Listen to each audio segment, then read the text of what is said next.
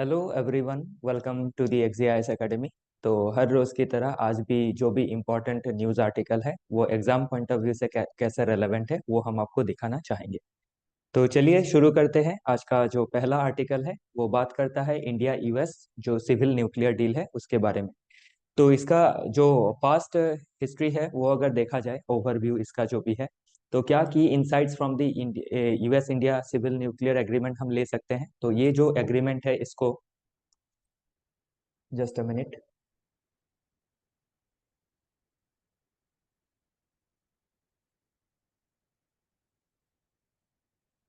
Okay, तो ये जो भी एग्रीमेंट है इसको साइन किया गया था 2008 में। ओके, जब यूएस के प्रेसिडेंट थे जॉर्ज डब्ल्यू बुश और Indian prime minister Manmohan Singh ji थे। ओके, तो उस समय ये न्यूक्लियर डील हुआ था। और हमारा जो भी पहले न्यूक्लियर रेस्ट्रिक्शंस था आफ्टर 1998 पोखरण टेस्ट, ओके, उसके बाद जो भी दिक्कतें अड़चने आ रही थी वो इस डील से दूर कर दिया गया था।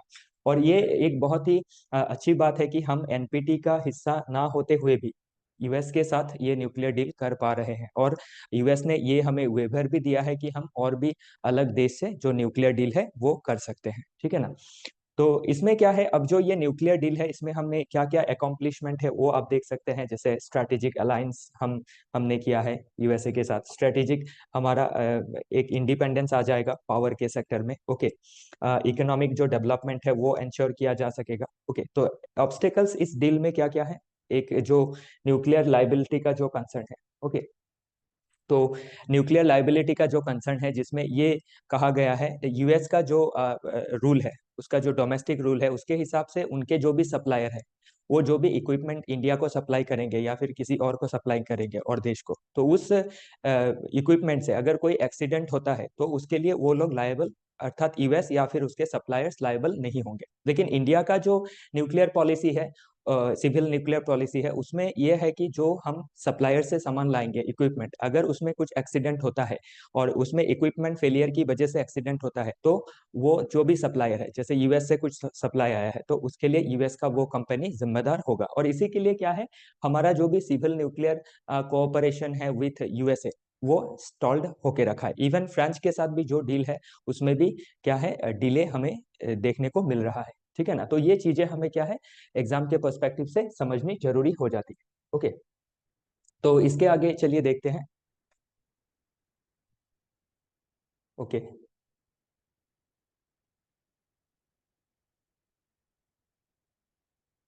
ओके, तो यहाँ पे आप देख सकते हैं कि कौन कौन से ऑब्स्टेकल हैं। जैसे लाइबिलिटी कंसर्न है, फाइनेंशियल एक बर्डन है। Okay, the cost associated with advance nuclear technology are significantly बहुत हाई। जो भी न्यूक्लियर टेक्नोलॉजी के साथ जो भी कॉस्ट है, ओके, तो वो बहुत हाई है। फिर प्रोजेक्ट में डिलेज देखे गए हैं डिफरेंट रीजन से। ओके, फिर इसका ग्लोबल रिप्रकशंस क्या हो सकता है वो भी आप इसमें देख सकते हैं। The agreement bolstered India's position within the NSG and other international platform. Okay, तो हम लोग एनएसजी का जो न्यूक्लियर सप्लाई ग्रुप है उसका हिस्सा ना होते हुए भी हमने डिफरेंट जो नेशन है उनके साथ सिविल न्यूक्लियर डील साइन किए हैं। जैसे फ्रांस हो गया, ओके, इसके बाद आपका यूएसए हो गया। ओके, उसके बाद आप देख सकते हैं एनर्जी एंड एनवायरनमेंट। तो न्यूक्लियर एनर्जी क्या है, क्लीन फ्यूल हमें प्रोवाइड करता है। फिर ये सस्टेनेबल सोल्यूशन देता है क्योंकि इससे जो पोल्यूशन है वो बहुत नेग्लिजिबल अमाउंट में होता है। ओके, फिर इसका आप स्ट्रेटेजिक डायमेंशंस भी देख सकते हैं।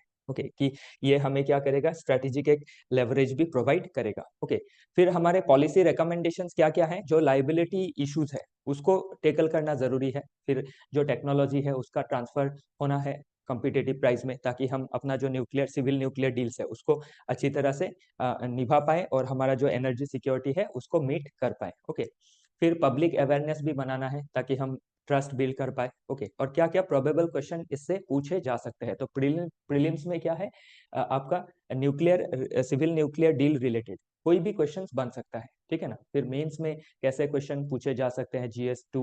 ओके, फिर 3 के पॉइंट ऑफ व्यू से, 4 के पॉइंट ऑफ व्यू से ये इसमें मेंशन कर दिया गया है।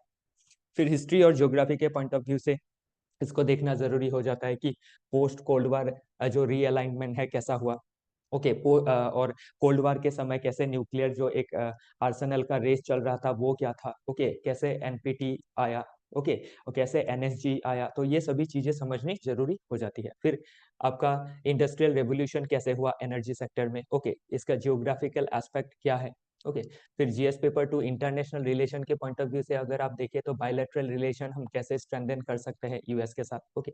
तो पोस्ट 9/11 क्या है, यूएसए को भी समझ में आ गया कि भारत का जो एनर्जी रिक्वायरमेंट है वो बहुत स्ट्रेंथन करना जरूरी है। इसी के साथ हमारा जो भी न्यूक्लियर पावर है, ओके, मिलिट्री पर्पस के लिए, वो भी एक हमने जस्टिफाई किया कि जैसे यूएस है इतने पावरफुल, इतने सेफ एक एनवायरनमेंट में अगर कोई अटैक कर सकता है, और हम तो क्या है चारों ओर से दुश्मन से घिरे हुए हैं, ओके। तो ये चीजें क्या है, 9/11 का जो अटैक था यूएसए के ऊपर, उसके बाद उनको समझ में आई, और उसी के बाद क्या है, ये डील भी हमारे साथ पॉसिबल हो पाया, ओके। तो जो भी सिविल न्यूक्लियर डील है यूएसए के साथ, वो मिलिट्री पर्पस से तो नहीं है, सिविलियन पर्पस से है, लेकिन फिर भी जो एक रेजिस्टेंस देखा जा रहा था यूएस के तरफ से, वो एटलीस्ट बहुत दूर तक हमने टेकल कर लिया, ओके।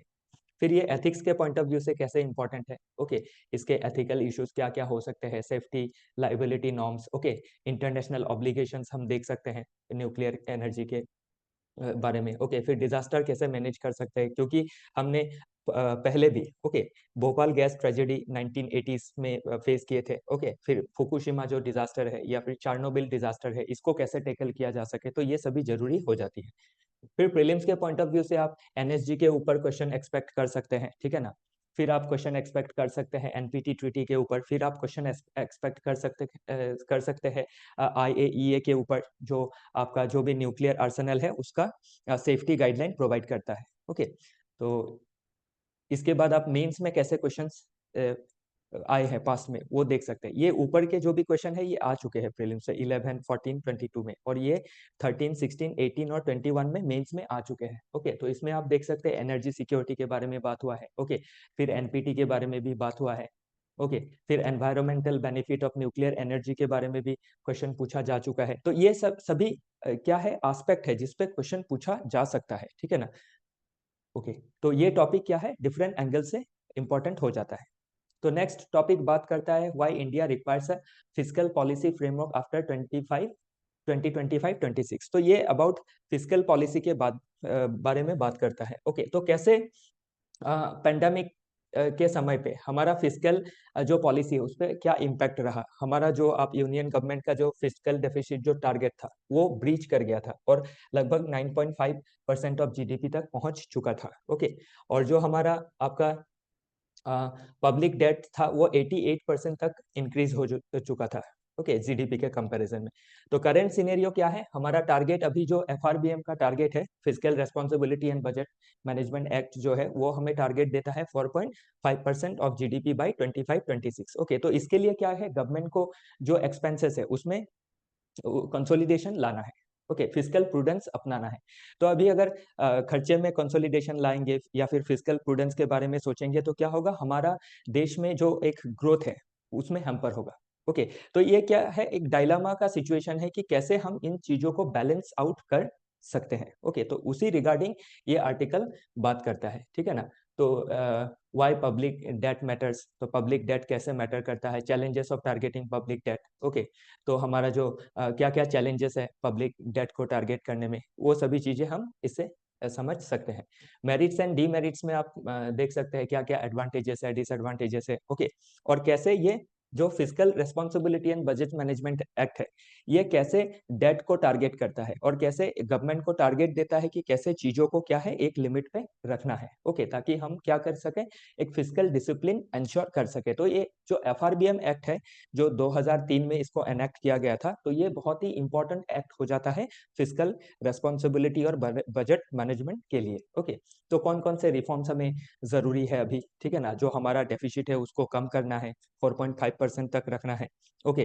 फिर हमारा जो एक्सपेंडिचर है, हमारा जो रेवेन्यू एक्सपेंडिचर है उसको माइनस करना है, मतलब कम करना है, और जो हमारा आपका कैपेक्स है, पब्लिक कैपेक्स है, मतलब गवर्नमेंट जो कैपिटल एक्सपेंडिचर करेगी उसको एक हद तक बढ़ाना है, ताकि हम ग्रोथ, देश में ग्रोथ ला सके। अगर ग्रोथ आएगा तो ही हम हमारा जो टारगेट्स है, जैसे हमें एम्प्लॉयमेंट बढ़ाना है, एग्रीकल्चर को ठीक करना है, इंडस्ट्री को ठीक करना है, ओके। और बाय 2047 हमें क्या करना है, हमें विकसित भारत बनना है। तो उसके लिए क्या है, ये चीजें थोड़ी संभाल के हमें आगे बढ़ना है, ठीक है ना। तो उसके लिए एफआरबीएम एक्ट का मतलब अच्छी तरह से पालन होना बहुत जरूरी है। ओके, और जो भी अड़चने हैं उसको सॉल्व करना बहुत जरूरी है। तो क्या क्या रिफॉर्म्स चाहिए ये सारे इसमें मेंशन कर दिए गए हैं। ओके, फिर आपके physical rule features and global comparison भी इसमें दिखाए गए हैं। ओके, तो सिंप्लिसिटी लाना है, फ्लेक्सिबिलिटी लाना है, चीज़ों को एनफोर्स करना है। ओके, ग्लोबल एग्जांपल्स न्यूजीलैंड का, स्वीडन का, कैसे वो पब्लिक डेट को कैसे मैनेज कर रहे हैं वो हम सीख सकते हैं इससे।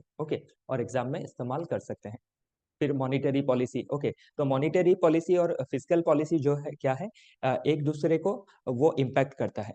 ओके, तो अगर टाइट मॉनिटरी पॉलिसी लिया गया है और फिजिकल पॉलिसी अगर आपका इजी लिया गया है तो क्या करेगा, मॉनिटरी पॉलिसी जो टारगेट कर रही है इन्फ्लेशन को टेकल करने का वो अचीव नहीं कर पाएगी। तो ये सभी चीजें हमें क्या है एक सिंक में देखना है कि मॉनिटरी पॉलिसी और जो हमारा आपका फिजिकल पॉलिसी है उसके बीच एक अच्छा बैलेंस बना रहे, एक तालमेल बना रहे। तभी जो क्या है, जो गवर्नमेंट का बजट है वो जो चाहती है और जो आरबीआई है जो मनी सर्कुलेशन को कंट्रोल करती है, इन्फ्लेशन को कंट्रोल करती है, लिक्विडिटी को मैनेज करती है, उसको करने में दोनों सफल हो पाएंगे। ओके, तो एक सिंक होना बहुत जरूरी है। तो इन फ्यूचर में आप दोनों के रिगार्डिंग क्वेश्चन आप एक्सपेक्ट कर सकते हैं। ओके, तो पॉलिसी रिकमेंडेशन इसमें दिए गए हैं, न्यू फिजिकल फ्रेमवर्क कैसा होना चाहिए। ओके, इंस्टीट्यूशनल रिफॉर्म्स कौन कौन से लेने हैं, ठीक है ना, ट्रांसपेरेंट कम्युनिकेशन रखना है। फिर आपका focus on quality spending. Okay, quality spending के ऊपर फोकस करना है। तो क्वालिटी स्पेंडिंग क्या हो गया, पब्लिक कैपेक्स को इंक्रीज करना है, जो कैपिटल एक्सपेंडिचर है उसको बढ़ाना है और जो रेवेन्यू एक्सपेंडिचर है उसको थोड़ा जितना हो सके घटाना है। क्योंकि कैपिटल एक्सपेंडिचर से क्या होता है, एसेट क्रिएशन होता है, एम्प्लॉयमेंट जनरेशन होता है, ह्यूमन जो डेवलपमेंट है, ह्यूमंस की जो क्वालिटी है, कैपेबिलिटी है वो बढ़ती है। ओके, फिर आपका देश में जो ग्रोथ है आता है। ओके, तो ये सभी चीजें देख के ही स्पेंडिंग करनी है। ओके, तो क्वालिटी स्पेंडिंग का मतलब ही ये हो जाता है कि कैपिटल एक्सपेंडिचर ऊपर ज्यादा फोकस करना है और जो मतलब आपका इरेशनल सब्सिडीज है उसको घटाना है, ठीक है ना। फिर इसमें आप फिर से एफआरबीएम एक्ट, ग्लोबल कंपैरिजन, ये सभी मेंशन कर दिए गए हैं। तो गवर्नेंस एंड इंटरनेशनल रिलेशन के पॉइंट ऑफ व्यू से ये इंपॉर्टेंट हो जाता है। मॉनिटरी एंड फिजिकल पॉलिसी का अभी जो बताया था कोऑर्डिनेशन, उसके बारे में मेंशन किया, ये जरूरी हो जाता है, ठीक है ना। फिर आप इकोनॉमी में पढ़ते हैं पब्लिक फाइनेंसेस के बारे में, पोस्ट पैंडेमिक रिकवरी के लिए कौन से फिजिकल स्टिमुलस लिए गए, जैसे आत्मनिर्भर भारत रिवाइवल पैकेज लिया गया था, वो सभी आप इसमें मेंशन कर सकते हैं और पढ़ के समझ सकते हैं। ओके, फिर आपका एथिक्स इन गवर्नेंस में क्या है, फिजिकल प्रूडेंस लेना है। ओके, जो हमारा ग्रोथ इंपैरेटिव है उसको ध्यान में रखते हुए ही हमें खर्चे करने हैं और एक फिजिकल डिसिप्लिन बना के रखना है। ओके, गवर्नमेंट को अकाउंटेबल होना है, ट्रांसपेरेंट होना है। ओके, जो भी पॉलिसीज बनाएंगे वो क्रेडिबल होना जरूरी है। तो इसमें बाकी रिलेटेड प्रीवियस ईयर जो भी क्वेश्चन है वो मेंशन कर दिए हैं, प्रीलिम्स के लिए, मेंस के लिए। ओके, तो आप देख सकते हैं इसमें एफआरबीएम के ऊपर क्या है क्वेश्चन पूछा गया है। ओके, तो ये मुद्दे बहुत जरूरी हो जाते हैं, ठीक है ना। हम आपको इस क्लास से ये हम बहुत मेहनत करके ये पीडीएफ बनाते हैं और इसमें क्या है, हम लोग जो एक हवाबाजी होता है वो नहीं करते हैं कि आपको मतलब 2-3 टॉपिक दिखा दिए और बाकी जो भी इम्पोर्टेंट टॉपिक है उसको छोड़ दिए, वैसा नहीं किया गया है। इसमें जो भी इम्पोर्टेंट है और लगभग आपके 8-10 न्यूज़पेपर से ये सभी चीजें कलेक्ट की गई है ताकि आपको ये चीज दिखाया जा सके कि जो आप फाउंडेशन में पढ़ रहे हैं, ओके, वो एक्चुअल में कैसे काम में लगता है, उसका एप्लीकेशन क्या है, समझ गए ना। तो ये चीजें समझना जरूरी है। तो आप एफआरबीएम एक्ट अभी पढ़ रहे हैं तो एप्लीकेशन कैसे होता है न्यूज़पेपर से आप वो समझ सकेंगे। ओके, और उसके ऊपर क्या है क्वेश्चन भी पूछा जाएगा, क्योंकि जो भी क्वेश्चन फ्रेम करेंगे वो न्यूज़पेपर के बेस में ही क्या करते हैं, फ्रेम करते हैं कि साल भर में देश में कौन कौन से मुद्दे रहे, सोसाइटी में, इकोनॉमी में, पॉलिटी में, उस हिसाब से क्या होता है, प्री हो मेंस हो उसका क्वेश्चन फ्रेम होता है। इवन इंटरव्यू में भी उसके रिलेटेड चर्चे ही होते हैं। ओके, तो इसमें आप देख सकते हैं एफआरबीएम एक्ट के बारे में पूछा गया है। फिर आपका डेफिसिट इन पब्लिक फाइनेंस के बारे में भी पूछा गया है कि प्राइमरी डेफिसिट क्या है। ओके, फिर आप देख सकते हैं फिर से एफआरबीएम एक्ट के बारे में इसमें पूछा गया है, ठीक है ना। फिर पोस्ट पैंडेमिक कैसे फिजिकल स्टिमुलस देके हमारा इकोनॉमी का ग्रोथ को इंश्योर करने का कोशिश किया गया, वो आप देख सकते हैं, ठीक है ना। फिर इसमें आपका फिजिकल डेफिसिट, पब्लिक डेट के बारे में फिर से पूछा गया है इसमें। ओके, फिर आपका देखिए फिजिकल पॉलिसी इसमें ये कंपोनेंट आ गया, ठीक है ना। तो ये सभी चीजें क्या है, आपको ये इन चीजों को, की चीजों को समझना बहुत जरूरी है। ओके, आप एक बार इन चीजों में मास्टर कर लेंगे तो आपका कोई भी क्वेश्चन क्या है एग्जाम में सॉल्व हो जाएगा। ओके, फिर आप देख सकते हैं इधर पब्लिक डेट टारगेटिंग के बारे में फिर से इसमें पूछा गया, फिर फिस्कल डेफिसिट का कॉन्सेप्ट इसमें आया है, ठीक है ना। फिर आप देख सकते हैं फिस्कल डिसिप्लिन के बारे में पूछा गया है। तो फिस्कल डिसिप्लिन कैसे रहेगा, जब एफआरबीएम एक्ट, जब जो भी टारगेट्स है वो मान के चलेंगे, ओके। फिर मैक्रो इकोनॉमिक स्टेबिलिटी के बारे में यहाँ पे पूछा गया, ठीक है ना। फिर आपका पब्लिक डेट एक्यूमुलेशन होने से क्या प्रॉब्लम हो सकते हैं, ठीक है ना, तो इसका इम्प्लीकेशंस क्या हो सकता है, तो इसके रिगार्डिंग आप क्वेश्चन क्या है इन फ्यूचर एक्सपेक्ट कर सकते हैं, इन लाइंस में क्वेश्चन पूछे जाएंगे, ओके। नेक्स्ट आप देख सकते हैं it's time to take stock of India's DPI globalisation drive, okay. तो ये जो डिजिटल पब्लिक इंफ्रास्ट्रक्चर है उसके बारे में ये आर्टिकल स्पेशली बात करता है, ओके। तो चलिए देखते हैं डिजिटल पब्लिक इंफ्रास्ट्रक्चर होता क्या है, ओके। तो जैसे हमारा आधार हो गया, ओके, जो डिजिटल आइडेंटिटी प्रोवाइड करता है। फिर हमारा बैंकिंग सिस्टम में जो यूपीआई है, ओके। वैक्सीन के लिए जो प्लेटफॉर्म है कोविन, ओके। तो ये सभी चीजों को हम क्या बोल सकते हैं, डिजिटल पब्लिक इंफ्रास्ट्रक्चर। जिस इंफ्रास्ट्रक्चर को यूज करके हमारे आपका इकोनॉमी में, ओके, सोशल वेलफेयर पॉलिसीज में क्या सुधार लाए जा सकते हैं, ओके, उसको और रोबस्ट बनाया जा सकता है। क्योंकि आज के समय में पूरा एज ही डिजिटल एज है, तो डिजिटल एज का कैसे गवर्नेंस में इस्तेमाल हो सकता है, सोसाइटी के अपलिफ्टमेंट में, इकोनॉमी के अपलिफ्टमेंट में, हेल्थ सेक्टर में, एग्रीकल्चर में, ओके।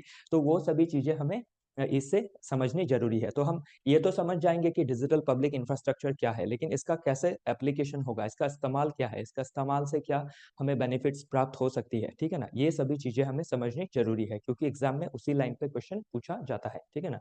तो India's leadership in DPI globalisation, so digital public infrastructure globalisation में इंडिया ने कैसे रोल प्ले किया है, तो इसको प्रमोट किया है G20 में, जो हमारा प्रेसिडेंसी था रिसेंटली, ओके।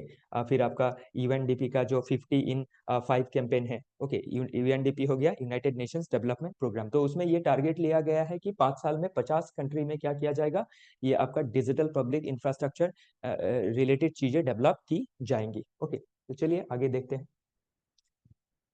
तो इसमें फिर से हमें वही चीजें मेंशन कर दी गई है, कौन कौन से ऑपरेशनल प्रोजेक्ट लिए गए हैं मडागास्कर में, आपके जाम्बिया में, मोजाम्बिक और नाइजीरिया में, ओके। तो ये आप देख सकते हैं। और अपकमिंग प्रोजेक्ट्स क्या क्या है जो लेने हैं रवांडा में, ओके।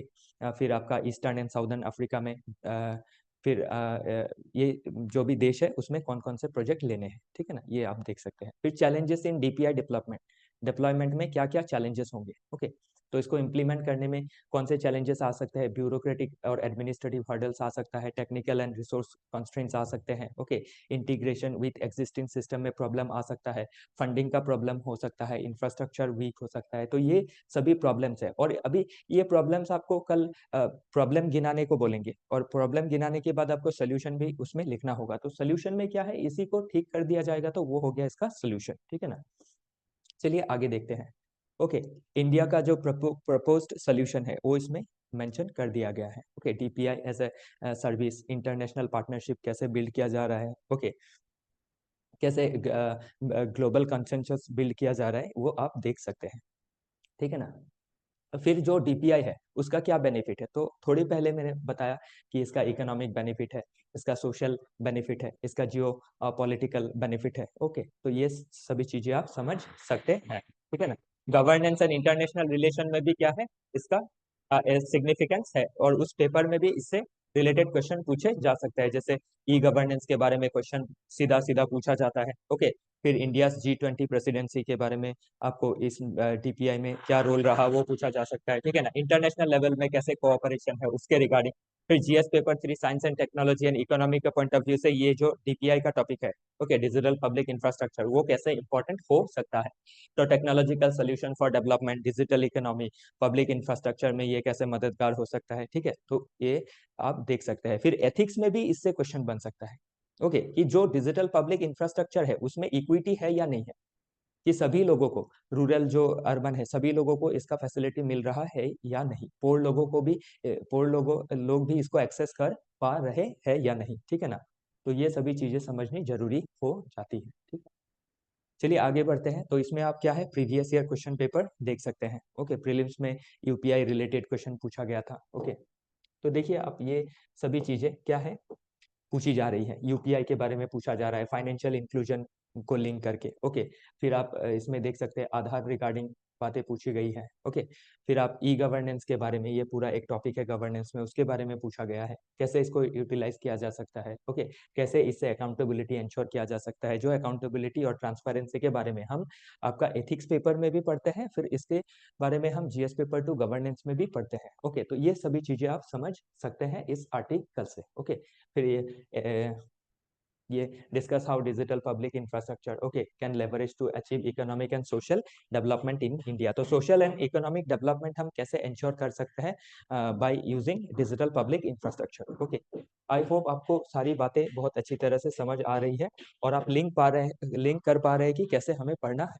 ओके, तो नेक्स्ट जो आर्टिकल है वो बात करता है regarding new phase of chaos in Bangladesh. Okay, तो बांग्लादेश में कौन सा एक न्यू फेज ऑफ केओस चालू हो गया है। तो जैसे देखा कि रिसेंटली जो वहाँ के पीएम थे उनको हटा दिया गया है। ओके, तो उसके बाद नए वहाँ पे रूलर आए हैं, तो वो उसके रिगार्डिंग ये आर्टिकल बात करता है। ओके, तो उसका करंट जो पॉलिटिकल सिनेरियो है वो कैसा है, जैसे कोलैप्स ऑफ आवामी लीग, जो पार्टी रूल कर रही थी उसका कोलैप्स हो गया है, शेख हसीना जी को वहाँ देश छोड़ के उनको भागना पड़ा है, ठीक है ना। फिर राइज ऑफ न्यू प्लेयर्स, तो नए नए प्लेयर्स उभर रहे हैं। ओके, जो सभी चाह रहे हैं कि हम बांग्लादेश के लिए हम बांग्लादेश का पावर होल्ड करेंगे और बांग्लादेश को डेवलप करेंगे या फिर उसको रूल करेंगे। ओके, तो उसमें आर्मी का रोल भी देखा जा रहा है, ठीक है।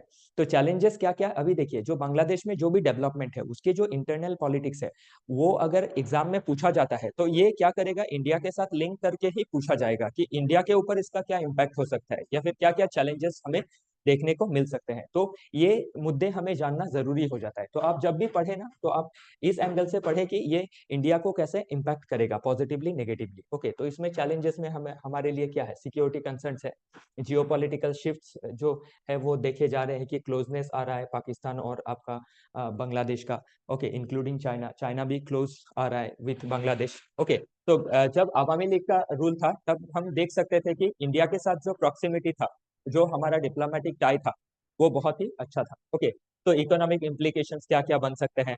Okay, perception for of India क्या है, बांग्लादेश में कैसा परसेप्शन है। ओके, तो ये सभी चीजें हमें क्या है एग्जाम पर्सपेक्टिव से समझनी जरूरी हो जाती है। तो क्या लेसन ले सकता है इंडिया इससे कि इंडिया को जो हमारा अभी करंट सिचुएशन है उससे मिला जुला के चलना है। ओके, तो हमको रीअसेस करना है दी बांग्लादेश डॉक्ट्रिन। ओके, जो हमारा डॉक्ट्रिन है बांग्लादेश को लेके उसको रीअसेस करना है और फोकस करना है कि वहाँ पे जो भी गवर्नमेंट अभी है, ओके, उनके साथ हम कैसे हमारे जो भी मुद्दे हैं उसको हम डिस्कस कर सके। ओके, और जो भी चैलेंजेस है उसको हम मिनिमाइज कर सके। Focus on youth aspirations. Okay, strategic partnership हमें डेवलप करनी है। ओके, फिर इसमें आपका स्ट्रेटेजिक इंपेरेटिव फॉर इंडिया में डिप्लोमेटिक एंगेजमेंट हमें इंश्योर करना है, हमारा जो बॉर्डर सिक्योरिटी है उसको स्ट्रेंथन करना है, जो एक्सट्रीमिज्म एलिमेंट है जो हमें थ्रेट पहुंचा सकते हैं उसको काउंटर करना है, जियोपॉलिटिकल एक बैलेंसिंग करना है। ओके, फिर आपका ग्लोबल एंड रीजनल कॉन्टेक्स्ट में आप देख सकते हैं यूएस एंड वेस्टर्न इन्फ्लुएंस जो है, ओके, उसके साथ भी हमें क्या करना है, उसको भी समझ के उसको टैकल करना है, ठीक है ना। फिर चाइना का जो रोल है बांग्लादेश में, ओके, उसको भी हम जितना हो सके उसको काउंटर करना बहुत जरूरी हो जाता है, क्योंकि बीआरआई जैसे प्रोजेक्ट के लिए क्या है, चाइना और बांग्लादेश का जो प्रॉक्सिमिटी है वो बढ़ रहा है, तो इसमें हम अपना जो बीबीआईएन है उसको इसमें दिखा सकते हैं, ठीक है ना। नेक्स्ट है आपका जीएस पेपर 2 के पॉइंट ऑफ व्यू से ये कैसे इंपॉर्टेंट हो जाता है, जैसे इंडिया एंड इट्स नेबरहुड में हमें ये पढ़ना होता है, ठीक है ना। फॉरेन पॉलिसी में हम कैसे स्ट्रेटेजिकली इससे डील करेंगे। ओके, सिक्योरिटी में हमें border management, terrorism and extremism को कैसे इससे लिंक करके देखना है, कौन कौन सी चैलेंजेस बांग्लादेश से आ सकती है। ओके, तो ये सभी चीजें हमें क्या है देखनी जरूरी हो जाती है। ओके, जीएस पेपर 4 से हमें के पॉइंट ऑफ व्यू से एथिक्स इन गवर्नेंस में हमें रीजनल डिप्लोमेसी में ध्यान देना है कि हमको बैलेंस करना है नेशनल इंटरेस्ट को with ethical engagement in neighbouring countries. Okay, तो रिलेटेड आप जो भी है पास्ट ईयर क्वेश्चन देख सकते हैं। okay? तो पास्ट ईयर क्वेश्चन में आप देख सकते हैं कि बॉर्डर के बारे में पूछा गया है कि कितना बॉर्डर शेयर होता है कौन कौन से कंट्री के साथ, तो ऐसे क्या है मैप रिलेटेड क्वेश्चन भी बनते हैं। तो जब भी ये मुद्दा आता है आपको मैप उठा करके उसका जो भी लोकेशन है, उसकी जो भी बाउंड्री कैसे शेयर हो रही है, कौन से स्टेट कनेक्ट कर रहे हैं, वो देखना जरूरी हो जाता है, ठीक है ना। फिर आपको इंडो बांग्लादेश रिलेशन के बारे में स्टेटमेंट कंसिडर करने को आ सकता है, ठीक है ना, कौन से करेक्ट इनकरेक्ट है वो निकालने के लिए आ सकता है। ओके, फिर आपका बॉर्डर मैनेजमेंट कैसे किया जा रहा है, सॉरी, और सिक्योरिटी कैसे मैनेज किया जा रहा है उसके रिगार्डिंग भी क्वेश्चन पूछा जा सकता है। ओके, ये ऑलरेडी पूछा गया है, लेकिन आप एक्सपेक्ट कर सकते हैं कि अब जैसे कि ये जो मुद्दा है ये अभी पूरा बर्निंग मुद्दा है, तो इसके ऊपर क्वेश्चन आ सकता है। इंडिया बांग्लादेश के ऊपर आप क्वेश्चन एक्सपेक्ट कर सकते हैं डिफरेंट लाइंस पे। ओके, फिर आप प्रोबेबल क्वेश्चन इन फ्यूचर में हमने यहाँ पे बना दिया है आप लोगों के लिए, जो ये मॉक टेस्ट का जो होता है ना, वही आप इसको समझ सकते हैं। ओके, तो हम जो भी टॉपिक है देखिए बहुत हॉलिस्टिकली कवर कर रहे हैं इसमें। आपका पास्ट ईयर क्वेश्चन भी हम दे रहे हैं आपको, ये भी आप देखिए। ओके, उसके बाद आपके जो प्रोबेबल क्वेश्चन है ये अलग कुछ नहीं है, ये जो मॉक टेस्ट बनता है वो वैसे ही है। ओके, तो ये चीजें आपको बहुत ही अच्छी तरह से दे दी गई है, आप इसको भी पढ़ लेंगे और अगर अच्छी तरह से सम अप कर पाएंगे तो आपका प्रिपरेशन बहुत अच्छी तरह से हो जाएगा। ओके, खाली मेक श्योर कीजिए कि आपका जो फाउंडेशनल लर्निंग है वो अच्छा है, और अदरवाइज क्या है, आप टॉपिक को मैं जैसे समझा रहा हूँ आप नहीं समझ पाएंगे। ओके, तो इसको समझने के लिए आपका फाउंडेशनल लर्निंग स्ट्रांग होना जरूरी है, तभी चीजें आप क्या है कैच कर पाएंगे। ओके, तो इसमें सभी चीजें मेंशन कर दी गई है। ओके, तो ये हमारा यूनिक प्रयास है। ओके, कि हम जो भी एनालिसिस है ये थोड़ा लंबा जाता है नो डाउट, और बहुत सारे टॉपिक भी आते हैं, लेकिन आप ध्यान दीजिएगा या फिर आप खुद भी देखिएगा कि एक साल के बाद जो एग्जाम होने वाला है उसमें ये सभी चीजें इसी लाइन पे पूछी जाएंगी। ओके, ये हम आपको हमारे एक्जिया आईएएस एकेडमी की तरफ से एश्योर करते हैं कि ये सारी चीजें इसी लाइन पे पूछी जाएंगी। आप ये जब एग्जाम होगा तब ये सारी चीजें प्रूव हो जाएंगी। ओके, तो चलिए देखते हैं अगला टॉपिक। तो डीआरडीओ होल्ड्स की टेस्ट फॉर हाइपरसोनिक मिसाइल। तो हाइपरसोनिक मिसाइल के बारे में कहा गया है, तो जैसे हमने ब्रह्मोस सुपरसोनिक मिसाइल तो प्राप्त कर लिया है, लेकिन रिसेंटली डीआरडीओ ने हाइपरसोनिक मिसाइल टेस्ट किया है। ओके, इसमें ओके एक मिनट, डीआरडीओ हॉल की हाँ टेस्ट किया है फॉर हाइपरसोनिक मिसाइल्स। ओके, तो इसमें अभी क्या है, जब भी ये चीजें डेवलपमेंट में रहती है तो आपको ये समझना जरूरी हो जाता है कि हाइपरसोनिक मिसाइल क्या है, ठीक है ना, और ये कैसे साउंड से फास्ट है। ओके, फिर आपका मैक 5 क्या है, ठीक है ना, हाइपरसोनिक और जो सुपरसोनिक है उसके बीच में डिफरेंसेस क्या है, हाइपरसोनिक ज्यादा पावरफुल है, सुपरसोनिक कम पावरफुल है। ओके, सुपरसोनिक कितने मैक तक काम करता है, तो ये सभी चीजें आपको समझनी जरूरी हो जाती है, ठीक है ना। फिर आप स्क्रैमजेट इंजन क्या है, ओके, स्क्रैमजेट इंजन का हाइपरसोनिक व्हीकल्स में कैसे इस्तेमाल होता है, ये चीजें आपको प्रीलिम्स पॉइंट ऑफ व्यू से स्पेशली समझनी जरूरी हो जाती है, ठीक है।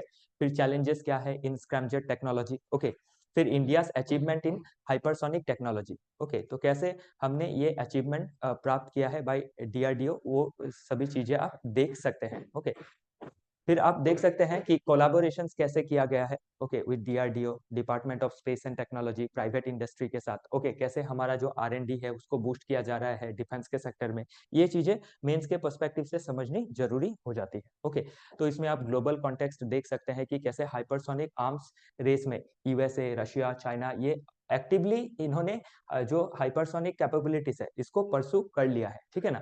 तो हाइपरसोनिक वेपन होने से क्या होता है, ये गेम चेंजर हो जाता है, क्योंकि इसका स्पीड बहुत ज्यादा है, इसका मैन्यूवरेबिलिटी जो है वो भी बहुत ज्यादा है, और बहुत प्रिसीजन में ये काम करता है। ओके, तो स्ट्रेटेजिक इम्प्लीकेशंस फॉर इंडिया इसमें क्या है, तो ये सभी चीजें आपको क्या है मेंस में आप इस्तेमाल कर सकते हैं इसका।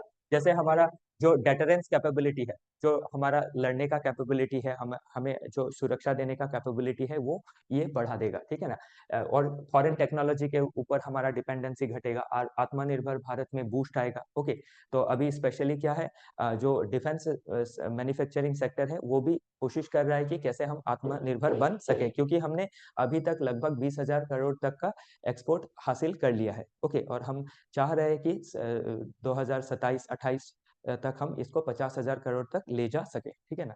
और हमारा जो एक डिफेंस में हमारा एक्सपोर्ट बढ़े, इंपोर्ट घटे, ओके, हम इसमें रिलायंस पा सके।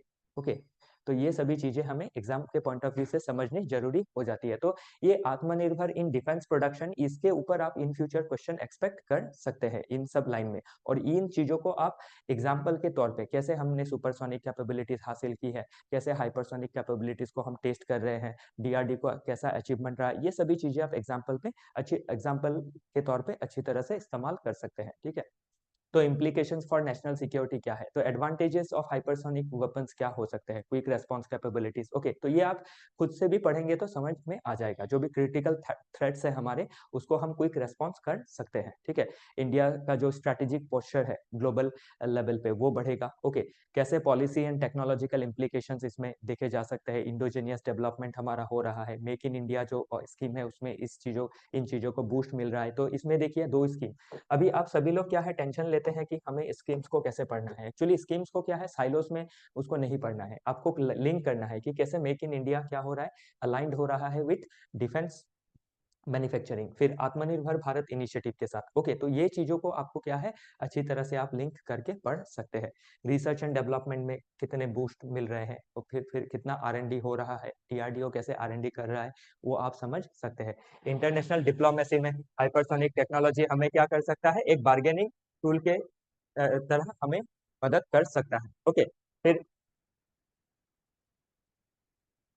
फिर आप इसमें देख सकते हैं प्रीलिम्स में कैसे क्वेश्चन पास्ट में पूछे गए हैं। ओके, रिगार्डिंग आप देख सकते हैं इसमें।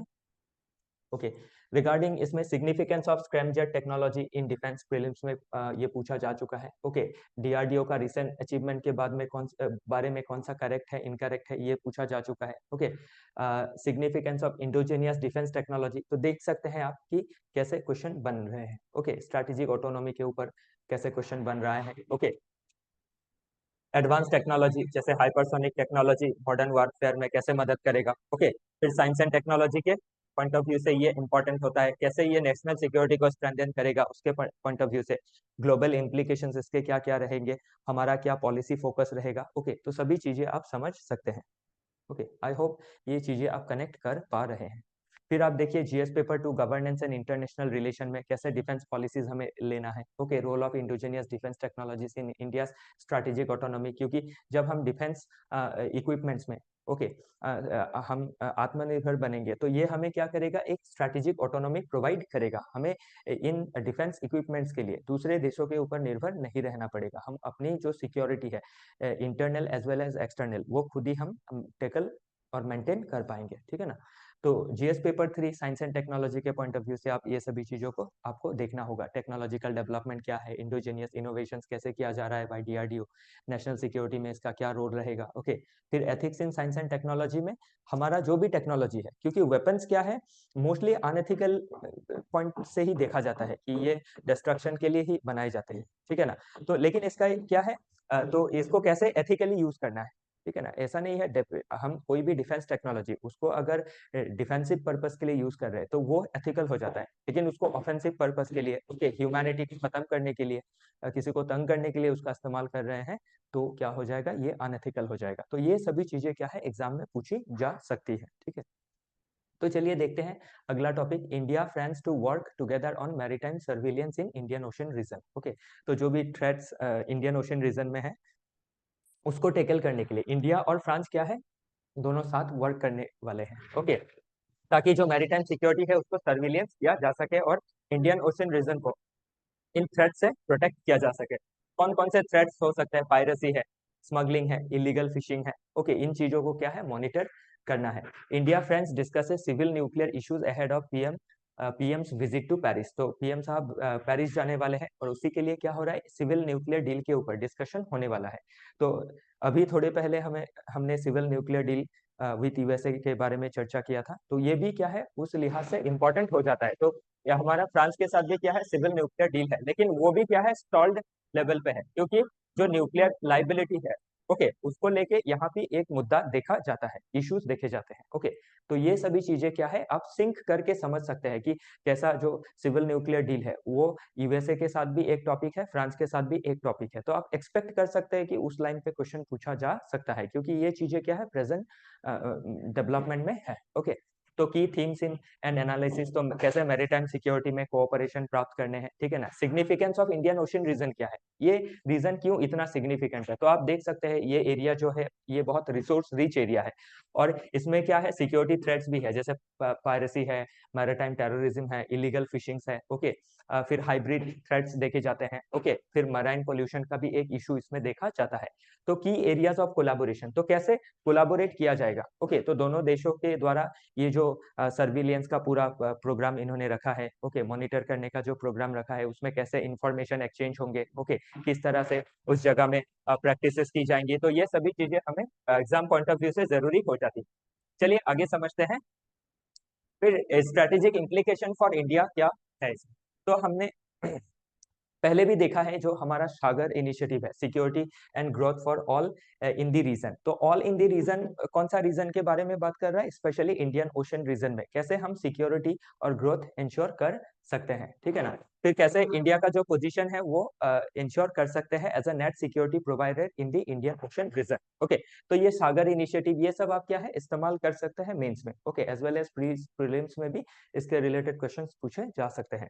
फिर सिविल न्यूक्लियर कोऑपरेशन जो है Jaitapur nuclear power project, okay, जो क्या है 2008 के सिविल न्यूक्लियर एग्रीमेंट के बाद ये लिया गया है। तो इसमें कौन कौन से कॉम्प्लिकेशंस आ रहे हैं, तो इसमें आप फिर से देख सकते हैं सिविल जो लाइबिलिटी है उसको लेके फिर से एक मुद्दा इसमें देखा जा रहा है, ओके, कि अगर न्यूक्लियर एक्सीडेंट्स हुए, ओके, पावर प्लांट जो भी रहेगा सिविल न्यूक्लियर डील में जो भी पावर प्लांट रहेगा उसमें अगर एक्सीडेंट हुआ तो उसका लाइबिलिटी किसको जाएगा, वो उस रिगार्डिंग फिर से इसमें एक मुद्दा बन जाता है, ओके। फिर इसका फ्यूचर प्रोस्पेक्ट कैसा हो सकता है, ओके, कैसे हाई एंड टेक्नोलॉजी में दोनों देश कोलैबोरेशन कर सकते हैं। तो ये सिविल न्यूक्लियर डील के बाद अलग अलग फील्ड में हम कैसे आपका कोलैबोरेशन कर सकते हैं विथ फ्रांस, ओके, जैसे आर्टिफिशियल इंटेलिजेंस के एस्पेक्ट से, ओके, स्पेस में कैसे कोऑपरेशन कर सकते हैं, क्योंकि स्पेस और आर्टिफिशियल इंटेलिजेंस में क्या है फ्रांस भी बहुत आगे बढ़ चुका है, ठीक है ना। फिर कैसे साइबर सिक्योरिटी इंश्योर कर सकते हैं, इन चीजों को हमें देखना है, ओके। फिर broader strategic engagement, strategic point of view से देखें तो हमें दोनों देशों के बीच एक क्या है आपका डिफेंस कोऑपरेशन करना जरूरी है। तो हम जानते हैं कि हमारा जो डिफेंस इंपोर्ट होता है उस इंपोर्ट में क्या है फ्रांस का भी एक हिस्सा हम देख सकते हैं। जैसे फ्रांस से हमने राफेल फाइटर जेट्स इंपोर्ट किए हैं, ओके। फिर एनवायरमेंट एंड हम मैराइन सेक्टर में भी क्या कर सकते हैं, एक कंजर्वेशन का एफर्ट ले सकते हैं, ओके। फिर मल्टीलैटरल एंगेजमेंट भी हम इंश्योर कर सकते हैं between India and France, okay. तो आप इन फ्यूचर एक क्वेश्चन एक्सपेक्ट कर सकते हैं जीएस पेपर 2 आईआर के पर्सपेक्टिव से, ओके। तो चैलेंजेस एंड अपॉर्चुनिटीज क्या क्या चैलेंजेस है हमने यहाँ पे मेंशन कर दिए हैं, ओके। फिर अपॉर्चुनिटीज कौन कौन सी है बिटवीन इंडिया एंड फ्रांस, आप ये देख सकते हैं। चलिए देखते हैं ये कैसे डिफरेंट पेपर के लिहाज से ये टॉपिक इंपॉर्टेंट है। जो जीएस पेपर 2 मैंने ऑलरेडी आपको मेंशन किया कि आईआर के पॉइंट ऑफ व्यू से ये इंपॉर्टेंट हो जाता है। फिर GS paper 2 science and technology के पॉइंट ऑफ व्यू से भी ये इंपॉर्टेंट हो जाता है, ठीक है ना। एनवायरमेंट के लिए भी इंपॉर्टेंट हो जाता है क्योंकि हम लोग इसमें रिन्यूएबल एनर्जी के बारे में कोऑपरेशन कर सकते हैं, ठीक है। फिर जीएस पेपर 4 में एथिक्स इन इंटरनेशनल रिलेशन के पॉइंट ऑफ व्यू से अगर देखें तो कैसे हम जो हमारा टेक्नोलॉजी है उसका कैसे एथिकल इस्तेमाल कर सकते हैं, ओके। फिर इक्विटी इन ग्लोबल कोऑपरेशन कैसे इंश्योर कर सकते हैं। तो आप ये देख सकते हैं प्रीलिम्स जो क्वेश्चन है, ओके, उसमें आप ये देखिए ये ध्यान देने वाली बात है कि जो इंडियन ओशन रीजन है, ओके, उसके रिगार्डिंग ग्लोबल ट्रेड को कनेक्ट करके क्वेश्चन ऑलरेडी पूछा जा चुका है, ठीक है ना। फिर आप सिविल न्यूक्लियर डील के ऊपर भी क्वेश्चन पूछा जा चुका है प्रीलिम्स में। फिर मेंस में भी आप देख सकते हैं मैरीटाइम सिक्योरिटी के ऊपर क्वेश्चन पूछा जा चुका है, ओके। कैसे रीजनल एंड ग्लोबल स्टैंडिंग है वो भी इसमें आप देख सकते हैं कि ये पूछा जा चुका है। तो इन फ्यूचर आप एक्सपेक्ट कर सकते हैं कि इस लाइन में क्वेश्चन पूछे जाएंगे, ओके। फिर अगेन देखिए India civil nuclear energy programme के बारे में अगेन क्वेश्चन आया, ओके। तो ये क्या है, इन जो की मुद्दे हैं इनके ऊपर ही आपको पूरा चर्चा आपका पूरा प्रिपरेशन रखना है, ठीक है ना। चलिए आगे देखते हैं। competent to judge Indus water treaty dispute says World Bank neutral expert, okay. तो अभी क्या है हाल फिलहाल में जो इंडिया है इंडिया ने जो वाटर हाइड्रो इलेक्ट्रिक प्रोजेक्ट लिए हैं उसी रिगार्डिंग जो डिस्प्यूट है बिटवीन इंडिया एंड पाकिस्तान उस रिगार्डिंग ये आर्टिकल बात करता है। तो इसमें समझने के लिए आपको क्या है आपका इसका थोड़ा जो भी बैकग्राउंड है वो जानना जरूरी हो जाता है। तो इसका बैकग्राउंड में हमें पहले तो ये समझना जरूरी है कि इंडस वाटर ट्रीटी है क्या। इसका ओवरव्यू इसमें मेंशन किया गया कि ये 1916 में साइन किया गया था, okay, between India and Pakistan. किसके मेडिएशन पे? वर्ल्ड बैंक के मेडिएशन पे, ओके। तो इसमें कौन कौन से रिवर्स शामिल होंगी? ईस्टर्न में आपका सतलज है, बियास है, ओके, फिर रावी है। वेस्टर्न रिवर्स में इंडस है, झेलम है, ओके, चेनाब है। तो इन रिवर्स को लेके एक क्या है एग्रीमेंट साइन किया गया है कि जो भी वाटर शेयरिंग को लेके डिस्प्यूट था बिफोर 1960 उसको सॉर्ट आउट करने का कोशिश किया गया, लेकिन क्या है अभी भी इन वाटर बॉडीज को लेके, इन रिवर्स को लेके दोनों देश के बीच में डिफरेंट मुद्दे देखने को मिलते हैं। ओके, तो ये चीज क्या है एग्जाम के पॉइंट ऑफ व्यू से अगेन इंपॉर्टेंट हो जाता है, इसके रिलेटेड क्वेश्चन भी आप एक्सपेक्ट कर सकते हैं। ओके, तो चलिए आगे देखते हैं। तो ये डिस्प्यूट हुआ क्यों है? दो हाइड्रो इलेक्ट्रिक प्रोजेक्ट की वजह से, एक है किशन गंगा प्रोजेक्ट और दूसरा है Ratle hydro electric project. Okay, Ratle जो प्रोजेक्ट है वो लोकेटेड है ऑन चिनाब रिवर। ओके, और किशन गंगा लोकेटेड है झेलम रिवर के ऊपर। ओके, तो इसको लेके क्या है दोनों देश के बीच में अभी आपका डिस्प्यूट देखने को मिल रहा है। ओके, तो कैसे नेगोशिएशंस किया जाएगा, क्या क्या चैलेंजेस है, ओके, पॉजिटिव आउटकम इसके क्या क्या रहेंगे, ओके, कैसे इसको शॉर्ट आउट किया जाएगा, तो ये सभी चीजें हमें एग्जाम पॉइंट ऑफ व्यू से समझनी जरूरी हो जाती है। ठीक है ना? तो चलिए आगे देखते हैं प्रीलिम्स में कैसे क्वेश्चन पास्ट में पूछे गए हैं। ओके, तो इससे एक आप ब्रॉड आइडिया ले सकते हैं कि इन फ्यूचर कैसे क्वेश्चन पूछे जाएंगे। तो इसमें क्या है, हमने कोशिश किया है कि जो पास्ट के क्वेश्चन है, जस्ट अ मिनट। ओके, तो हमने कोशिश की है कि इसमें जो भी पास्ट क्वेश्चंस है, ओके, उससे आप एक आइडिया ले सकते हैं कि रवि, चेनाब, सतलज, ओके, इन रिवर के ऊपर प्रीलिम्स में क्वेश्चन पूछा जा चुका है। वर्ल्ड बैंक के ऊपर जो इंडस वाटर ट्रीटी साइन करवाया था वर्ल्ड बैंक के मीडिएशन पे, उसके बारे में पूछा जा चुका है। ठीक है ना? फिर रोल ऑफ इंटरनेशनल इंस्टीट्यूशन क्या है, resolving trans boundary water dispute कैसे रिजॉल्व कर सकता है इंटरनेशनल इंस्टीट्यूशन, वो उसके बारे में भी आपको प्रिपरेशन करना जरूरी हो जाता है। फिर क्या है इसी के साथ ये टॉपिक हमने इसमें इस मतलब इस आर्टिकल में नहीं दिया है, फिर भी आपको क्या है डिस्कस करना जरूरी हो जाता है कि इंटर स्टेट में कौन से डिस्प्यूट देखने को मिलते हैं। जैसे इंटर स्टेट में हम बॉर्डर डिस्प्यूट भी देख सकते हैं और वाटर रिलेटेड डिस्प्यूट्स भी देख सकते हैं। ओके, तो इसी के साथ आप जो चाइना का जो मेडॉक डैम का प्रोजेक्ट है उसका रिगार्डिंग भी आप डिस्कशन आप प्रिपरेशन कर सकते हैं। ओके, ठीक है। जीएस पेपर 2 इंटरनेशनल रिलेशन में बायलैटरल रिलेशंस पूछे जा सकते हैं। फिर इंटरनेशनल जो भी एग्रीमेंट है, ओके, कैसे ये legal and geopolitical implications of Indus water treaty है वो देख सकते हैं आप। डिस्प्यूट रिजोल्यूशन मैकेनिज्म क्या है, ओके। फिर जीएस पेपर 3 में एनवायरमेंट एंड रिसोर्सेस के रिगार्डिंग क्वेश्चन पूछा जा सकता है कि कैसे वाटर रिसोर्स को जो है मैनेज करना है, ओके, उसको ऐसे शेयर करना है, यूटिलाइज करना है ताकि जो भी देश इसको देश से रिवर गुजरता है वो सभी इससे बेनिफिट ले सके। ठीक है ना? तो आपका एथिक्स में भी पूछा जा सकता है क्वेश्चन की इक्विटी इन रिसोर्स शेयरिंग, तो कैसे हमें इक्विटी बचाते हुए रिसोर्स को शेयर करना है ताकि दोनों देशों के बीच में या फिर दो स्टेट के बीच में जो भी रिसोर्सेस है उसको अच्छी तरह से शेयर किया जाए। ओके, ताकि दोनों रीजन को बेनिफिट मिले। ओके, चलिए आगे देखते हैं। अगला टॉपिक बात करता है रिगार्डिंग जो ग्लोबल मिनिमम कॉर्पोरेट टैक्स था उसके रिगार्डिंग। ओके, तो ये जो भी ग्लोबल मिनिमम टैक्स का कॉन्सेप्ट था जिसमें कहा गया था कि 15% ग्लोबल मिनिमम टैक्स लगाने हैं।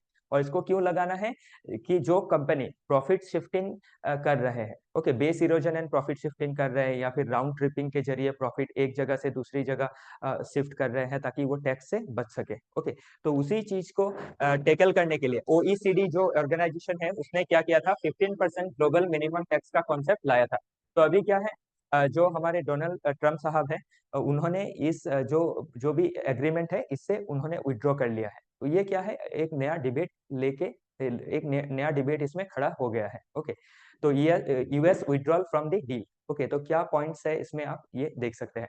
तो इसका डोमेस्टिक कॉन्टेक्स्ट क्या है, अभी यूएस क्या कर रहा है, already US already has a 10% global minimum tax introduced in Trump 2017 tax reform. तो ट्रम्प साहब ने already 10% global minimum tax introduce कर दिया था। ओके, तो अभी क्या कर रहे हैं वो ये जो 15% वाला स्लैब है और जो आइडिया है उसको वो विड्रॉ कर रहे हैं। ओके, वो चाह रहे हैं कि इसी के साथ वो कंटिन्यू करेंगे। ओके, तो चलिए आगे देखते हैं।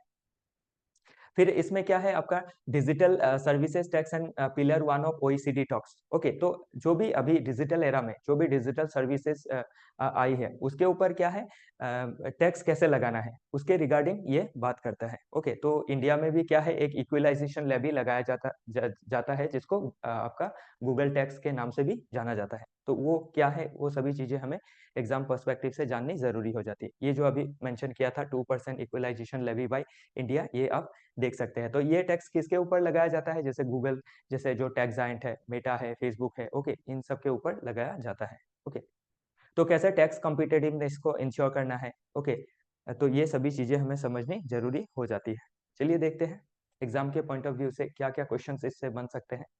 तो ये हमने दिखा दिया कि ये कैसे लिंक है विथ आईआर, ओके, और फिर कैसे लिंक है विथ इकोनॉमी। इकोनॉमी में जो टैक्सेशन पार्ट है उसको हमें पढ़ना होता है। फिर ग्लोबलाइजेशन एंड मल्टीनेशनल कॉरपोरेशंस के बारे में, ओके, एमएनसी और जो भी नेशंस है, जो भी सॉवरेन गवर्नमेंट है, उसके बाद उनके बीच कैसा एक टसल है वो आप समझ सकते हैं। ओके, चलिए आगे देखते हैं। तो इसमें आप समझ सकते हैं कि पास्ट ईयर में कैसे क्वेश्चंस पूछे गए हैं। तो ये देख सकते हैं ओईसीडी के ऊपर एक क्वेश्चन पूछा गया है। ओके, फिर इक्वलाइजेशन लेवी के बारे में भी पूछा गया है। ओके, फिर discuss the role of international institution in addressing global economic challenges. Okay, तो कैसे जो इंटरनेशनल इंस्टीट्यूशन है उसका क्या रोल रहेगा, ओके, तो tackle the global economic challenges, वो भी इसमें क्वेश्चन में पूछा गया है 2017 में। ओके, तो आप इन फ्यूचर भी ये जो ग्लोबल मिनिमम टैक्स रेजिम जो है बाय ओईसीडी, इसको आप देख सकते हैं, ये इन फ्यूचर आ सकता है। ओके, चलिए आगे देखते हैं। तो इसमें प्रोबेबल क्वेश्चंस भी या फिर इसको आप मॉक क्वेश्चन भी बोल सकते हैं, वो भी दिया गया है प्रीलिम्स के लिए एज वेल एज मेंस के लिए। ओके, नेक्स्ट आर्टिकल बात करता है regarding Trump's stand on protecting free speech online has critics divided. Okay, तो अभी ट्रम्प साहब क्या कर रहे हैं, जो भी free speech related, okay, free speech के लिए आजकल क्या है, एक नया मीडियम है हमारे पास, टेक्नोलॉजी, सोशल मीडिया। ओके, उससे हम हमारा जो फ्रीडम ऑफ एक्सप्रेशन है उसको अच्छी तरह से प्रकट कर सकते हैं। लेकिन इसमें इश्यूज क्या क्या है कि आपके बहुत सारे मिस इन्फॉर्मेशन आ सकते हैं। ओके, हेट स्पीच जैसे कंटेंट रह सकता है जो कम्युनिटी के बीच में आपका फाइट करवा सकता है। ओके, और जो आपका देश का स्टेबिलिटी है उसको बिगाड़ सकता है। तो उस चीजों को ठीक करने के लिए कैसे आपका स्टेप्स लेना होगा, उसी रिगार्डिंग ये आर्टिकल बात करता है। ओके, तो global implication for social media regulation, कि कैसे इन जो भी टेक कंपनीज है इनको कैसे रेगुलेट किया जाए। ओके, या फिर टेक कंपनी के ऊपर कौन कौन से रेस्पॉन्सिबिलिटी है, और वो टेक कंपनी कैसे जो कंटेंट है उसको कैसे मॉडरेशन करेंगे। ओके, कि कैसे कंटेंट को छाटेंगे, कि कौन सा कंटेंट है जो पब्लिक स्टैंडर्ड को मीट करता है, कम्युनिटी स्टैंडर्ड को मीट करता है, और जो भी कंटेंट है वो पब्लिक में आना चाहिए। ओके, तो ये चीजें हमें इस लिहाज से समझनी जरूरी हो जाती है, ठीक है ना। फिर इंडिया स्पेसिफिक कॉन्टेक्स्ट में आप इंडिया का जो आईटी रूल 2021 है वो देख सकते हैं, जिसमें क्या है, स्ट्रिक्ट गाइडलाइंस रखे गए हैं प्लेटफॉर्म के ऊपर कि कंटेंट को मॉडरेशन करना है, और जो भी टेक कंपनी है उनको अकाउंटेबिलिटी लेना है। ओके, लेकिन अभी जो ट्रम्प साहब है उन्होंने कहा है कि कंपनी जो है, ओके, गवर्नमेंट इसमें ज्यादा लाइबिलिटी नहीं लेगी, जो भी लाइबिलिटी है वो टेक कंपनीज के ऊपर होगा। ओके, और जो भी रूल्स है वो फ्लेक्सिबल कर दिया जाएगा। तो इसी के रिगार्डिंग क्या है ये आर्टिकल बात करता है। ओके, तो challenges in balancing free speech and regulation. Okay, तो इसमें क्या क्या फ्री स्पीच रेगुलेशन क्यों करना है, ओके, और क्यों ये जरूरी हो जाता है, क्योंकि देखा गया है कि बहुत सारा हेट स्पीच स्प्रेड होता है, मिस इन्फॉर्मेशन स्प्रेड होता है। ओके, एल्गोरिदमिक बायस देखे जाते हैं। तो ये इन चीजों को टेकल करने के लिए ही क्या है, ये आपका रेगुलेशन लाना बहुत जरूरी है। ओके, हम इसको मतलब जरूरी है कि फ्रीडम ऑफ स्पीच भी बना रहे, और जो मिस इन्फॉर्मेशन है उसको भी टेकल किया जा सके। तो एक बैलेंस अप्रोच इसमें रखना जरूरी हो जाता है। ओके, तो चलिए आगे देखते हैं। GS paper 2 governance and international relation के पॉइंट ऑफ व्यू से ये इंपॉर्टेंट हो जाता है। ओके, कैसे फ्री स्पीच जो है उसको भी बनाए रखना है, लेकिन जो हेट स्पीच है या फिर जो भी मिस इन्फॉर्मेशन है, ओके, उसको रेगुलेट करना है। इसके बारे में ग्लोबल जो भी गवर्नेंस प्रैक्टिसेस है वो क्या कहते हैं। ओके, डिजिटल राइट्स को कैसे इंश्योर किया जाए, ये सभी चीजें हमें समझनी जरूरी हो जाती है। ओके, कंटेंट मॉडरेशन क्या होता है, साइबर सिक्योरिटी में हम कैसे प्राइवेसी को मेंटेन कर सकते हैं। ओके, फिर ग्लोबल टेक्नोलॉजी ट्रेंड क्या देखा गया है, तो ये सभी चीजें आपको एग्जाम में पूछी जा सकती है। तो इसमें 2019 में आप देख सकते हैं क्वेश्चन इसमें पूछा गया है कि आपका ये what is the significance of IT rule 2021। Okay, फिर आपका क्वेश्चन पूछा गया है about what is algorithmic transparency. Okay, फिर आपका क्वेश्चन पूछा गया है regarding social media platform. Okay, और इसका कॉन्टेक्स्ट किसके साथ जोड़ा गया है, फ्री स्पीच के साथ। अगेन जोड़ा गया है विथ हेट स्पीच। तो फ्री स्पीच तो क्या है, अलाउड है। हमारे आर्टिकल 19 भी, कॉन्स्टिट्यूशन का आर्टिकल 19 भी इसके रिगार्डिंग बात करता है कि हमें राइट है freedom of speech and expression का। लेकिन ये इसमें क्या है, हमारे रेस्ट्रिक्शंस भी है, ओके, कंडीशंस भी है कि हम जो भी हमारा स्पीच एंड एक्सप्रेशन का राइट है उसको हम हेट स्पीच के लिए इस्तेमाल नहीं कर सकते हैं, डिफेमेशन के लिए इस्तेमाल नहीं कर सकते हैं, ओके। तो उसी को एंश्योर करना है थ्रू टेक्नोलॉजी, ओके, कि टेक्नोलॉजी में ऐसे कोई भी कंटेंट ना आए, ओके। नेक्स्ट है Sri Lanka media spotlights Dissanayake's balancing act with Beijing and New Delhi, okay. तो ये जो श्रीलंका के प्रेसिडेंट है, प्रेसिडेंट साहब कैसे एक बैलेंसिंग एक्ट कर रहे हैं बिटवीन इंडिया एंड श्रीलंका, ये आर्टिकल उसी रिगार्डिंग बात करता है, ओके। तो कैसे श्रीलंका अपना जो एक्ट है उसको बैलेंस कर रहा है, इकोनॉमिक कोऑपरेशन इंश्योर कर रहा है both with India and China, okay. तो कैसे चाइना हम्बनटोटा पोर्ट में रिफाइनरी डेवलप कर रहा है, ओके। फिर हम कैसे उनका जो भी वर्ल्ड वार 2 एरा का स्टोरेज टैंक है उसको कैसे आपका रिफर्बिश में मदद कर रहे हैं, ये सभी हम देख सकते हैं, ओके। चलिए आगे देखते हैं। तो कैसे एक आपका इसमें डिप्लोमेटिक इक्विवेलेंस देखा जा रहा है, ओके। तो श्रीलंका कैसे स्मार्टली मतलब सभी चीजों को हैंडल कर रहा है बिटवीन इंडिया एंड चाइना, ये आप इससे समझ सकते हैं, okay? तो फिर से इसमें स्ट्रैटेजिक इम्प्लीकेशन फॉर इंडिया में इंडिया का क्या अप्रोच है, जो सागर थोड़े पहले हमने डिस्कस किया था वो इसमें फिर से आया है, okay. Concern about Chinese presence, तो चाइना का जो प्रेजेंस है हम्बनटोटा पोर्ट में, ओके, तो क्या है वो हमारे लिए एक चैलेंज है, ओके, क्योंकि चाइना वो पोर्ट वो क्लेम करते हैं कि उसको इकोनॉमिक पर्पस के लिए यूज किया जा रहा है, लेकिन उसका क्या है इन फ्यूचर मिलिट्री यूज भी हो सकता है, ओके। और इंडियन ओशन रीजन में हमारा जो एक स्ट्रेटेजिक प्रेजेंस है, ओके, वो हमारा कॉम्प्रोमाइज हो सकता है, ठीक है ना। चलिए आगे देखते हैं। फिर डोमेस्टिक चैलेंजेस क्या क्या है श्रीलंका के लिए, ओके। तो श्रीलंका क्रिटिसिज्म फेस कर रहा है, श्रीलंका का जो भी गवर्नमेंट है, कि श्रीलंका का जो फॉरेन डिपेंडेंस है वो ज्यादा बढ़ रहा है। जब हम किसी भी देश का फॉरेन कंट्री के ऊपर डिपेंडेंस बढ़ता है तो वो क्या करता है, उस कंट्री का जो सोवरेनिटी है उसको कॉम्प्रोमाइज करता है। तो ये एक देश के लिए अच्छी बात नहीं है, ओके। तो चलिए आगे देखते हैं इसका वे फॉरवर्ड क्या हो सकता है, श्रीलंका इसके लिए क्या कर सकता है, इंडिया का क्या रोल इसमें रहेगा, ओके। तो इंडिया क्या कर सकता है, जो अब हमारा इकोनॉमिकल कल्चरल टाइज है विद श्रीलंका उसको और डिपेंड कर सकता है, ताकि हम चाइना का जो भी इन्फ्लुएंस है उसको काउंटर बैलेंस कर सके, ओके। नेक्स्ट आप इसमें प्रीलिम्स के क्वेश्चन देख सकते हैं, बीआरआई के ऊपर जो बेल्ट एंड रोड इनिशिएटिव है उसके ऊपर क्वेश्चन पूछा गया है। फिर इंडियन ओशन रीजन जो है उसके रिगार्डिंग भी क्वेश्चन पूछे गए हैं, ओके। तो ये सभी चीजें इन फ्यूचर में भी पूछी जा सकती है, ओके। तो अगला आर्टिकल है drill baby drill but also green baby green. तो ये सस्टेनेबल डेवलपमेंट के बारे में बात कर रहा है, ओके।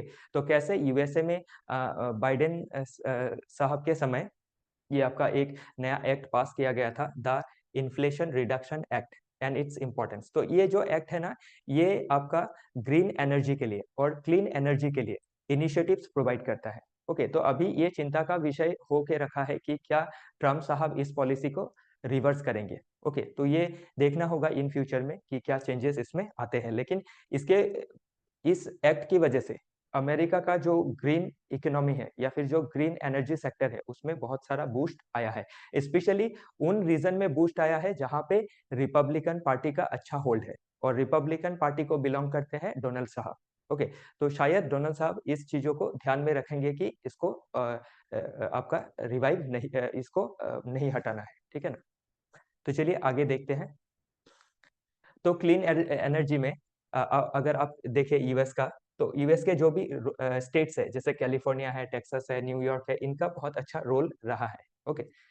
आगे देख सकते हैं एग्जांपल ऑफ स्टेट इनिशिएटिव्स। तो कैलिफोर्निया ने क्या किया है, एम किया है कि बाय 2045 उनका जो भी इलेक्ट्रिसिटी होगा वो 100% कार्बन फ्री होगा, ओके।